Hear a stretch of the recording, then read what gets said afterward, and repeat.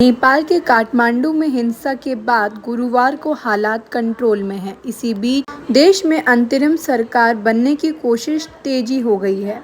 Army headquarter में इसे लेकर जेनजी और अफसरों के बीच दूसरे दौर की बातचीत सुबह 10:30 बजे शुरू हुई। नेपाल में केपी शर्मा ओली के प्रधानमंत्री पद से इस्तीफा देने के बाद जेनजी प्रदर्शनकारी समूह के बीच वीडियो कॉन्फ्रेंस के जरिए कुछ चर्चा के बाद पूर्व चीफ जस्टिस सुशीला कार्की का नाम अंतरिम प्रधानमंत्री के लिए सामने आया है।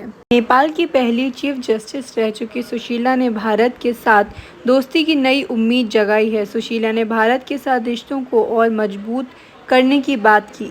एक न्यूज़ चैनल के इंटरव्यू में उन्होंने बताया कि दोनों देशों के बीच सरकारें भले ही अलग अलग नीतियां बनाती हों, लेकिन नेपाल और भारत के लोगों का रिश्ता दिल से दिल तक है। प्रोटेस्ट के दौरान जो लोग मरे हैं उनके परिवारों के लिए उन्होंने सहानुभूति भी दिखाई।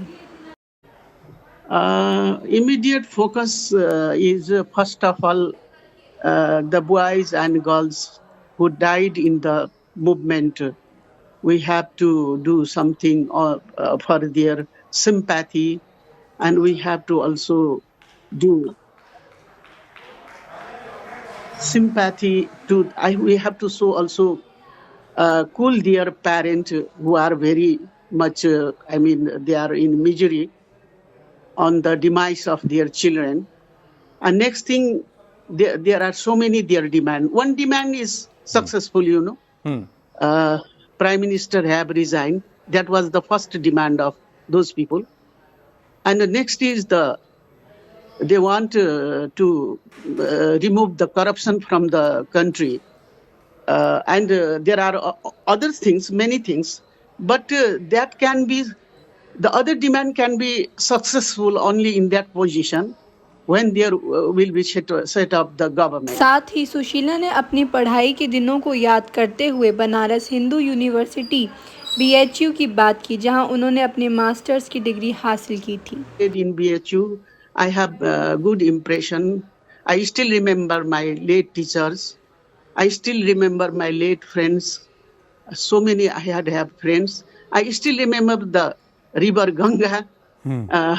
Besides the Ganga, there was a hostel, and at night in the summer, we were sleeping on the top of the house, and we used to look the Ganga, flowing Ganga. That is I remember. आगे interview में उन्होंने नेपाल और भारत के संबंधों के बारे में बात करी। भारत से हम लोगों का रिश्ता आज नहीं है, बहुत दिनों से।